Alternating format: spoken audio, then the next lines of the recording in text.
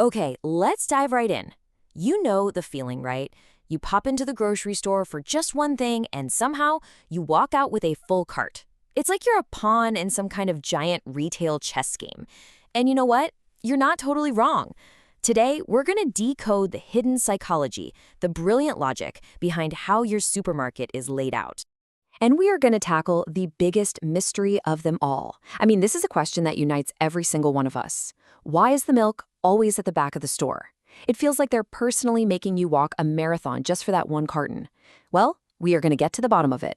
The real reason is coming up. All right, so the first theory, and it's the one you've probably heard, is that it's a giant conspiracy, a trap. The idea is that the whole store, from the second you walk in, is designed to manipulate you. And the famous food writer Michael Pollan, well, he summed it up perfectly. He says, look, nothing in a grocery store is an accident. It's not just a big room with food in it. It's a carefully engineered landscape designed to guide you and, yeah, sometimes trick you into buying way more than you ever planned. And the logic behind this trap theory, it's actually pretty simple. Milk is an essential. Pretty much everybody buys it. So if they stick it in the most inconvenient spot imaginable, they force you to walk past thousands of other products. And that increases what the retail world calls product exposure. And believe me, that exposure works. Get this. Academic research shows that a huge chunk of our grocery purchases, somewhere between 30 and 50%, are total impulse buys. So that long trek to the dairy section, it's not just for your step count. It's basically a walk through a minefield of temptation. And this whole strategy, it's not just about the milk. I mean, think about it for a second. The most expensive brands, they're always right at eye level.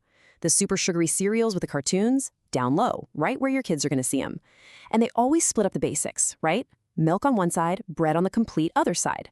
And don't even get me started on the checkout aisle. It's the final boss level of impulse buys, with all that candy and gum just waiting for you. Okay, so that's the conspiracy theory. But is that really the whole story? Turns out there's another explanation.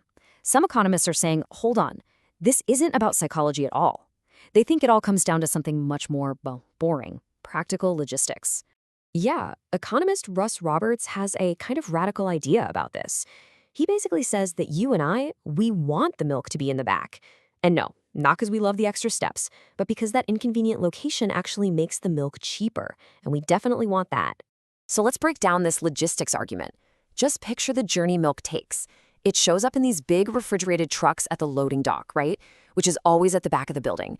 Then it only has to move a few feet into these massive walk-in fridges that are right behind the dairy coolers. The staff can just restock the shelves from the back. It's super, super efficient. And this setup, it just makes sense. It cuts down on spoilage since the milk isn't out in the warm store for long. It lowers the cost to build because you're building coolers into a wall. It saves a ton of work for the staff. And it's safer because all those refrigerant lines are kept away from the public. If they put the milk up front, it would just cost more. And let's be honest, none of us would be happy about paying that extra price. Okay, so we've got two totally different theories on the table: manipulation versus simple practicality. To figure out what's really going on, we need to zoom out a little bit. You have to understand that the entire store is designed to speak a kind of secret language. Seriously, every single grocery store is a planned environment. It's not just a warehouse with stuff on shelves. Nope. It's a whole psychological landscape designed from the ground up to influence how you move, what you see, and of course, what you buy.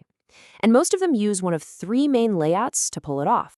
So your typical supermarket, that's a grid layout. It's all about efficiency, getting in and getting out. But then you go to, say, a clothing store, and it's more freeform, right? They want you to wander around and discover things. And then you have big stores that use a racetrack layout, that big main loop that forces you to walk past every single department. It's all about making sure you see as much stuff as possible. And the one thing all these designs have in common is that central principle: product exposure. It's a really simple but powerful rule in retail. Unseen is unsold. The longer they can keep you in the store, the more aisles you walk down, the more likely it is you're going to grab one of those impulse buys we were talking about. So where does this leave us with our milk mystery? Is it just a practical thing that happens to be good for sales? Or is it a sneaky, manipulative plan disguised as practicality? We need a tiebreaker here. And lucky for us, the final clue comes from a pretty unexpected place. Right now, we're stuck between these two really strong arguments. You've got the conspiracy theory, and then you have the simple, logical, practical theory.